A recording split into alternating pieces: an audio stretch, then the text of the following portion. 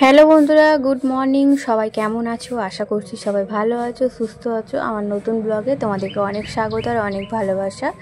এখন বাজে ওই 8:30 থেকে 9টার মতো হবে। আজকে উঠেছি অনেক সকালে, তো অন্য দিনের তুলনায় আজকে অনেকটা তাড়াতাড়ি উঠেছি। প্রায় 7টা তখন বাজে উঠে পড়েছি। উঠে আর চা খেয়ে বসেছিলাম। জানো তো, কাজকর্ম কিছু করতে ভালো লাগছিল না, তো মনটা একদমই ভালো না, তাই আর কি বসেছিলাম। বসে থেকে থেকে ভাবলাম না, ঘরের কাজকর্ম তো করতেই হবে, সে বেলাতে হলেও আমাকে করতে হবে আর এখন হলেও করতে হবে। তো বসে থেকে থেকে আবার এই 9টা থেকে ঘরের কাজকর্মগুলো করছি। রান্নাবান্নাও আছে, সেগুলোও করবো। তার আগে ঘরের কাজকর্মগুলো করে নিই, বাসি কাজকর্ম করে তারপরে হচ্ছে রান্নাবান্না বসাবো।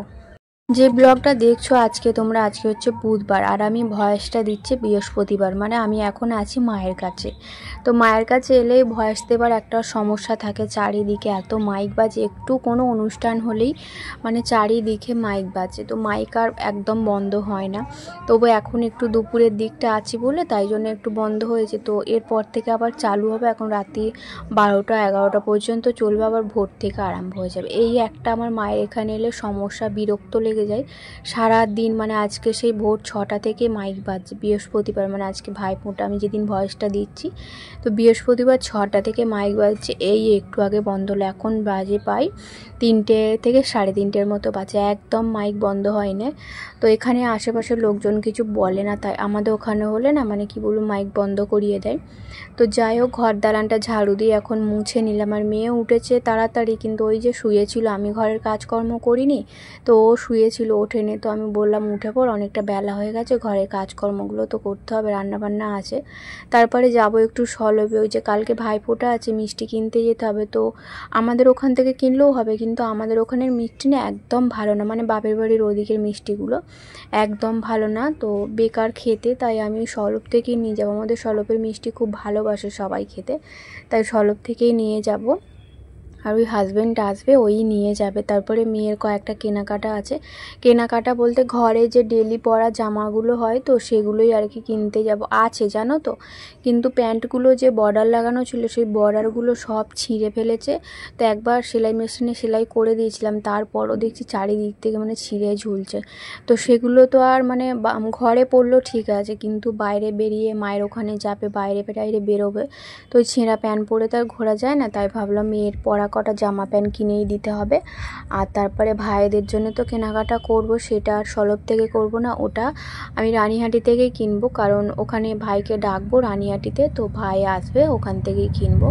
তো আমি যাব, আজকেই যাব কেনাকাটা, ওই মিষ্টিটা কিনবো আর বাবুর কয়েকটা জামা প্যান্ট কিনে বিকেলবেলার দিকে বেরোবো। তো রান্নাবান্না সেরকম কিছু ঝামেলা রাখিনি, তো একটু মাংস আনলে ভালো হতো। এবেলা রান্না করলে তবু ওবেলা একটু রুটি আনলে হাজব্যান্ড খেতে পারতো।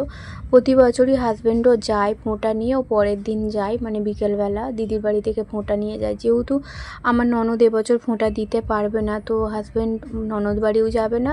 আর মন মেজা তো ভালো নেই, যেহেতু দিদির ওরকম অবস্থা, ফোঁটা নিতে পারবে না। তো ভাই হিসেবে ভাইয়ের মন তো খারাপ হবে, তো সেই জন্য এবছর আমার বাড়িতেও যাবে না, মানে আমার বাপের বাড়িতেও যাবে না। নইলে কি হয়, প্রতি বছর একসঙ্গেই যাই। আগের বছর আমি একা চলে এসেছিলাম, আর ও মানে ভাইফোঁটার দিন বিকালে এসেছিলো, তো এবছর সেটাও হবে না। ওকে অনেক করে বললাম যে বাড়িতে একা একা থাকবে, মনটা আরও খারাপ হবে, তুমি চলো। বলছে না, তোমরা সবাই ফোঁটা দেবে আর করবে, আমার দেখে মনটা খারাপ হবে, আমি যাবো না, আমি ঘরেতেই থাকবো। তো কালকে কাজের ছুটি আছে, ভাইফোঁটা যেহেতু কাজের ছুটি আছে, তাও আসতে চাইছে না। তো যাই হোক, আসতে চাইছে না, জোর করে আমি কি করব, মানে যেতে চাইছে না। তো এদিকে দেখো, ঘরের কাজকর্ম মিটিয়ে চান করে পুজো করে নিলাম। তারপরে কালকের একটু কুমড়োর তরকারি ছিল, তো সেই কুমড়োর তরকারি দিয়ে মা মেয়ে দুজনে একটু মুড়ি খেয়ে নিয়েছি, নিয়ে আর এই যে রান্না বসিয়ে দিয়েছি। কী রান্না করব ভেবেই পাচ্ছিলাম না। তো হাজব্যান্ড বললো 3টের মতো ডিম আছে, ওই একটুখানি পাতলা করে ঝোল করে ফেলো। তো ওটাই আর কি করবো, একবেলার রান্না, তো খেয়ে দিয়েই তো আমরা বেরিয়ে পড়বো। বিকালবেলা আবার বাসে খুব ভিড় হবে, আমরা ওই 3:30 থেকে 4টের মধ্যে বেরিয়ে পড়বো। তো তার আগে দেখো না, জামা তো কিনতে গিয়েছিলাম, মেয়ের জন্য জামা কিনতে গিয়েছিলাম, আর মেয়ের জামাটা কিনে এনে রেখেছিলাম। মেয়ে পরতে গিয়েছিল, ভেবেছিলাম যে পরিয়ে দেখাবো, তো মেয়ে পরতে থেকে এলো, তারপরেও পরে দেখলো। তো জামাটা একটা জামা ঠিক আছে, মানে কোনো জামার আর প্যান্টের সাইজের ঠিক নেই জানো তো। আমি একটা করে খুলে দেখেছি, ভেবেছি একই সাইজের হবে, তো বাড়ি এসে দেখছি যে একটা করে জামা প্যান্ট হচ্ছে আর বাকি জামা প্যান্টগুলো হচ্ছে না, মানে এত টাইট হচ্ছে। তো সেগুলোই 2-3 দিন পরবে আর পরতে পারবে না। তাই আবার গিয়েছিলাম, এই যে রান্না বসিয়েছি, মানে তরকারিটা বসিয়ে দিয়েছিলাম আর তারপরে মেয়ে চলে এসেছিলো তরকারিটা হয়ে যেতে, তারপরে আবার আমি গিয়েছিলাম। আজকে মানে আমার কাজের শেষ নেই জানো তো। এমনিতেও ঘরের কাজকর্ম বেলাতে আরম্ভ করেছি, তার মধ্যে যে একটু সময় মতো রান্না করব, সময় মতো সব কিছু করবো, কিন্তু এই যে 2-3বার ধরে আমি সলবে গেলাম শুধুমাত্র এই কেনার জন্য, জামা প্যান্ট কেনার জন্য। তো এখন বাজে ওই 12:30টার মতো বাজে। তো আমার হাজব্যান্ড ঘরে বসে আছে, ও একবারে খেয়ে দিয়ে বেরোবে। তো খেয়ে দিয়ে বেরোবে তো ঠিক করলো, কিন্তু এখন যাব আবার আমি জামা প্যান্টটা চেঞ্জ করতে। তো যাই হোক, রান্নাবান্না করে নিয়ে তারপরে গিয়েছিলাম জামা প্যান্ট চেঞ্জ করতে। তারপরে বাড়ি এসে হাজব্যান্ডকে খেতে দিলাম, ও খেয়ে বেরিয়ে গেল। আর আমরা এখনও পর্যন্ত খাইনি। তো মেয়ের খিদে পেয়েছে, ও বলছে মা খেতে দাও। আমি বললাম যে কয়েকটা বাসন আছে আর এই গ্যাসটা একটু মুছে নিই, তারপরে একসঙ্গে খেয়ে নেবো। আমার মেয়ে বললো তাহলে ঠিক আছে। তো যত বাসন জড়ো হয়েছিল না, একটাও মাজা হয়নি। এতক্ষণ কিন্তু আমার ঘরের কাজকর্ম সব হয়ে যেত। ওই যে 2-3বার করে আমাকে সলব বাজারে যেত, ওখানেও আমার অনেকটা টাইম নষ্ট হয়ে গেছে। যাই হোক, এই ঘরের কাজকর্ম করে নিয়ে, রান্নাবান্না তো হয়ে গেছে, বাকি যে কাজকর্মগুলো আসছে বাসন মাজা, খাওয়া দাওয়া সবটা করে নিই। তারপরে ব্যাগপত্র গোছাতে হবে, অনেক কাজ আছে এখনও পর্যন্ত। তারপরে এই যে বাসনপত্র মেজে খেয়ে নিলাম, খেয়ে আর এখন চলে এসেছি একটু চুলটায় সিরাম মাখতে। কী বলো তো, চুলটা না একদম রুক্ষ হয়ে গেছে, তো একদম খসখসে হয়ে গেছে চুলে, একটা মানে কী বলবো, একটা সায়েন্স ভাব নেই। তারপরে হচ্ছে চুল কোনো রকম সিল্ক নয়, একদম খসখসে হয়ে গেছে, যেন কীরকম মনে হচ্ছে হয়তো কত বছর তেল মাখিনি। তো তাই জন্যে ভাবলাম একটু আর কি চুলটা একটু সিরাম দিই, তাহলে একটু সিল্কি সিল্কি ভাব হবে, ভালো লাগবে। তাই মেয়েকে একটু মাখিয়ে দিলাম আর আমি একটু মাখলাম। আমি কিন্তু প্রতিবারেই যখন শ্যাম্পু করি তখনই কিন্তু আমি মাখি না, মাঝে সাঝে মাখি।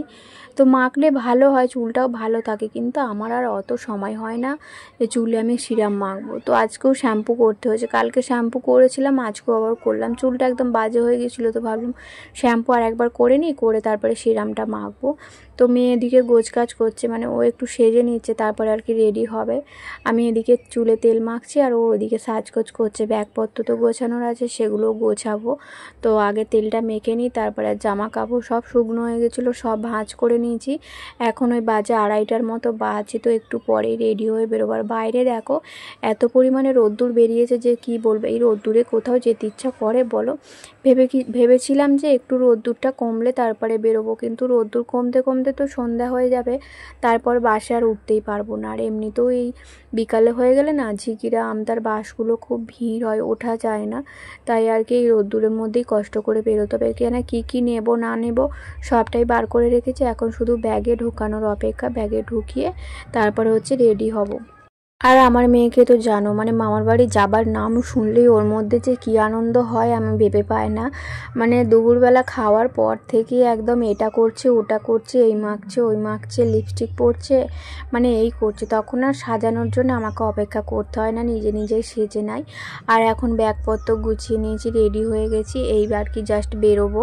তো তোমাদের সঙ্গে একটু শেয়ার করে দিলাম। তো এইটাই পরলাম জানো তো, বেশি ভারী ভুরি পরতে পারলাম না, কারণ বাইরে প্রচুর রোদ্দুর, প্রচুর পরিমাণে গরমও হচ্ছে, বাইরে রোদ্দুরও তো বেরিয়েছে। তাই হালকা পাতলাই একটা কুর্তি পরে নিয়েছি আর নিচে একটা জিন্স পরেছি।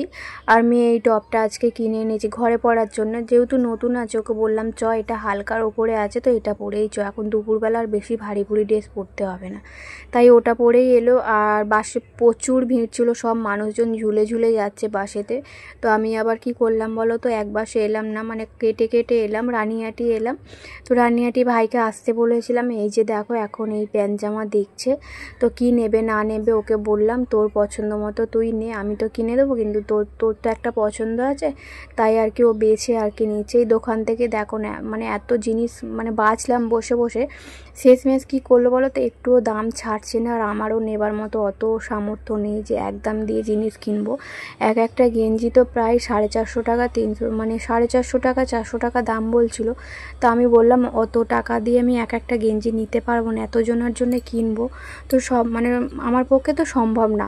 তাই আবার অন্য এই দোকানটায় এলাম, এখানে বেশ দেখতে পেলাম গেঞ্জিগুলো বেশ ভালো ভালো। আগের দোকানটা কিন্তু আমার গেঞ্জিগুলো খুব একটা পছন্দও হয়নি, আর তার মধ্যে দামও ছাড়ছিল না। তাই আবার এই দোকানটায় এলাম। এই দোকানটা থেকে আমাদের পাশের বাড়ি একজনের জামা নিলাম, মানে আমার একটা পিসিমণি আছে এখানে, তো ওর ছেলেকে আমি ফোঁটা দিয়ে ওখানে একটা গেঞ্জি নিলাম, আর আমার বাপির জন্য একটা গেঞ্জি নিলাম। যেহেতু আমার মেয়ে ফোঁটা দেয় আমার বাপিকে, তাই বাপির জন্য একটা গেঞ্জি নিলাম। তারপরে এই যে বাড়ি এলাম, আসার পথে নিমকি কিনে এনেছিলাম, তো নিমকি দিয়ে সবাই মিলে চা খেলাম। আজকে তো সব জায়গাতেই নিমকি ভাজবে, যেহেতু কালকে ভাই ফোঁটা, তো নিমকি ভাজা দিয়ে চা খেলাম। চা খেয়ে আর খিদেও পেয়েছিল, অনেক সকাল সকাল খেয়ে নিয়েছিলাম। তাই মা এই যে শশা কেটেছে, মুড়ি বার করেছে, মাখলে আমরা খাবো। তো খাওয়া দাওয়ার পর এখন একটু ঠাকুর দেখতে বেরিয়েছিলাম, তো বেরিয়েছিলাম না, যাবো আর কি। তার আগে এই যে প্যাকাটি ধরাতে হয়, আমাদের 3 দিনই ধরাই, কালী পুজোর দিন থেকে 3 দিন ধরাই। তো আজকের দিনটা ধরালে হয়ে যাবে, তাই আজকে একটা ধরিয়ে নিল, মাই ধরালো, তার সঙ্গে কুট্টু ছিল। আর এটা হচ্ছে আমাদের মনসা মন্দির যেখানে আছে ওখানকার ঠাকুর আর কি, এই 2 বছর হচ্ছে। আর এটা আমাদের বাড়ির পাশেই, তো এটা আর কি অনেক বছর ধরে দেখে আসছে এই পুজোটা হচ্ছে। তো যাই হোক, ওই 2টো ঠাকুর দেখে আর বাড়ি চলে এসেছিলাম। ভেবেছিলাম একটু যাব বাজারের দিকে ঠাকুর দেখতে, তবে একা একা তো হবে না। মাসিমণির মেয়েকে বলেছিলাম, ওদের আর কি কে মারা গেছে, তাই জন্য আর কি আসলো না। আর তারপরে ওই ঠাকুর দেখে এসে তারপরে এই যে ছাদে উঠেছি বাজি ফাটানোর জন্যে।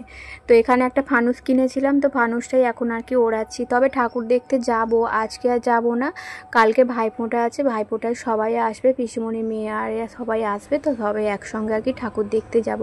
মাসিমণির মেয়ে বলেছিল, তো ভাইফোঁটার দিন ঠাকুর দেখতে বেরোলে আমাকে বলবি। তবে কি বলো তো, মানে কারোর সঙ্গে কারো কথা নেই, তাই জন্য আর কি আমার মাসিমণির মেয়েকে আর এই বছর ডাকবো না। ও আসতো, যদি আসতো তাহলে ওর সঙ্গেই ঠাকুর দেখতে বেরোতাম, তবে আলাদা করে যদি ওর সঙ্গে ঘর থেকে বেরোই আমার পিসিমণিদের আবার খারাপ লাগবে, তাই আর কি বেরোবো না। তো পিসিমণিদের সঙ্গেই ঠাকুর দেখতে যাব। আর এখন এই যে ভাইকে বললাম ফানুসটা ছেড়ে দিতে, এত সুন্দর ওপরে উঠলো যে কি বলবো। বাড়িতে যেগুলো কিনেছিলাম সেগুলো তো একটাও তুলতে পারিনি, ওপরে একটুখানি করে গিয়ে আর মানে নিভে গিয়েছিল, ধরে গিয়েছিল। তো এই ফানুসটা কিন্তু খুব ভালো উড়েছে, আর যত বাজি সব ফাটানো হয়ে গেছে। তো বন্ধুরা চলো আজকের ব্লগটা এই পর্যন্তই, টাটা।